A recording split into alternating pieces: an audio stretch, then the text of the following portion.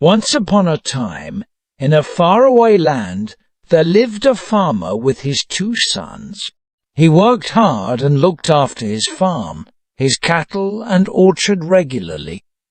He did not take a break and toiled with his labourers throughout the year. It was little wonder that he had fields finest in the village. His cattle and sheep were the best in the village. Choicest fruits and vegetables grew in his garden and orchard. During the monthly fair, where all village folks met to sell their wares, his was the best of the lot.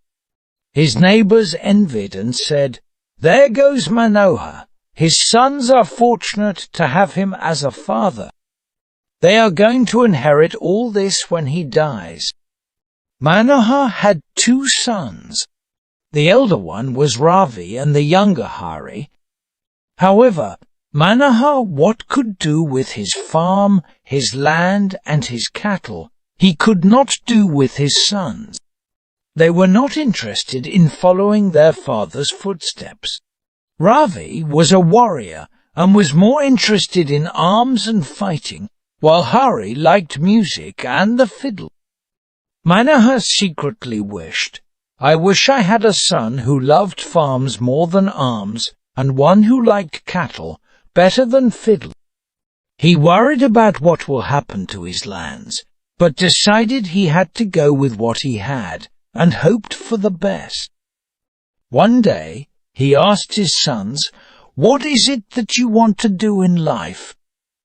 Ravi was quick to reply, "I want to join the army.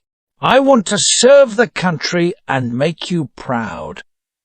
Hari seemed not so sure about what he wanted to do. "Well, I like music, and I may become a musician, but think I will have to practice harder." "Okay," the farmer said. "Ravi, you go and join the army and fulfill your wish." Then he turned to Hari. "You 2 can work towards your dream, but meantime, help me with my work as well."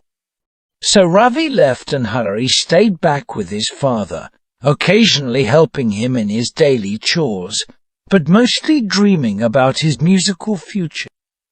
Life went on, but one day Manohar fell ill, and there was nothing that anybody could do to help him. On his deathbed, he called Hari and told him, "Take good care of everything, son. Remember you are looking after your brother's share too. Give it back to him intact when he returned from his duty." Those were his last words, and Manohar died, leaving everything he had in Hari's care. Hari kept his father's words close to his heart and started on his life as a farmer. Nevertheless, as time went on, he began falling back to his old carefree ways. He thought, "The lands have given good crops till now. The cattle and sheep has grown and prospered well, and trees have never stopped giving sweetest fruits. So why worry? There are laborers to look after them who have been doing this for long, so they will continue to do so." He began enjoying his newfound status as master and followed his wishes more vigorously. However, hoping for things to take care of themselves was too much to ask. Once left by themselves, laborers stopped giving their best, which meant crops weren't looked after, cattle was unattended, fruits ripened and fell down from the tree, but never reached markets on time. Thieves stole his cattle, while pests and small birds made merry on the unmanned farms. The guards themselves turned to stealing as they found the opportunity too tempting. Hari was oblivious to everything, lost in his world and music. The money his father left was getting him through the days, and there was no shortage of friends and well-wishers while that lasted. But all things, if not growing, have to come to an end. One night, it finally dawned upon Hari when his father came to him in a dream. "Remember my last words, son. Remember to give your brother his share, or more if possible," was all he said. Harry was relieved his father did not scold him for being careless, but once out of bed, he went to take stock of his brother's share. That soon turned to panic as he learned about the real situation. The farm was nowhere near what it was when his brother left, and he had nothing, no money or accounts to show him. He thought, "What will he think? He may even send me to jail, and no one can blame him for that also." Panic turning to fear, he approached his friends and well-wishers from the village, but they laughed him off and said he hasn't come back till now. Maybe he won't ever. Why worry? Enjoy. But Harry wasn't sure of that. He did not want his brother dead, and he wanted him to come back. The thought of showing him the real situation made him panic, and he was running around in the village. His neighbors and others were having a good laugh at him. "We warned you so many times. You did not look after your farm, and you always dismissed us, so now suffer."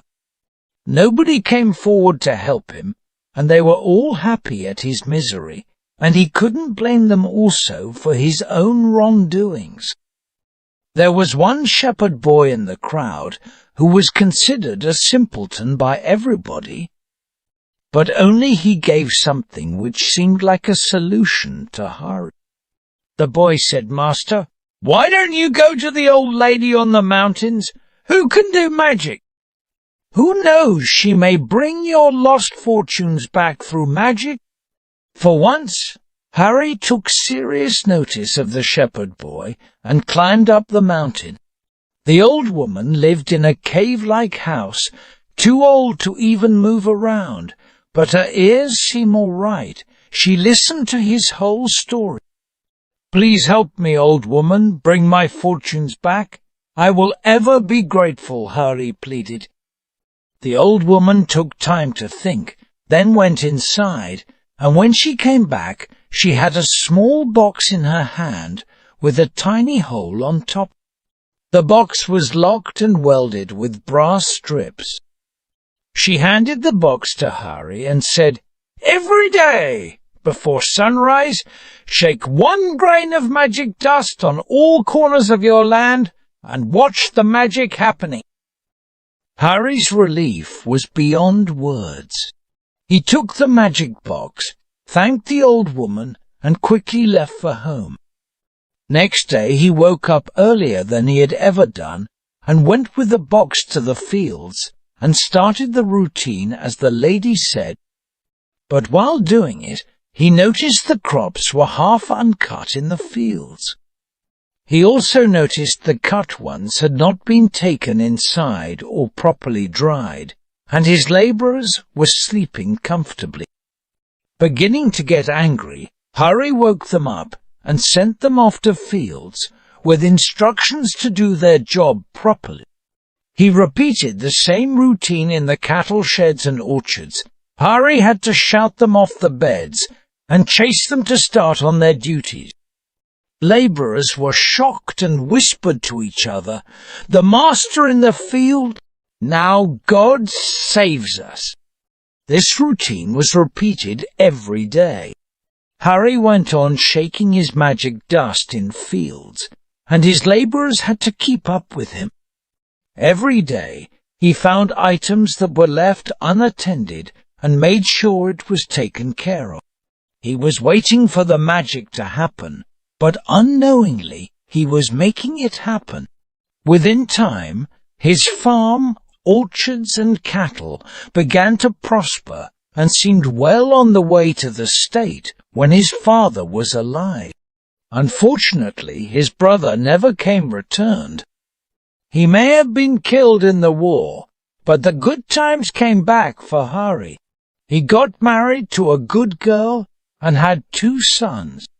Time passed, and while on his deathbed, He asked his sons to open the magic box he believed in so much, which brought his good days back. The lock was opened, and inside there was nothing except some sand and a note which said, "The magic is in the master's eye, and what your property needs is your attention."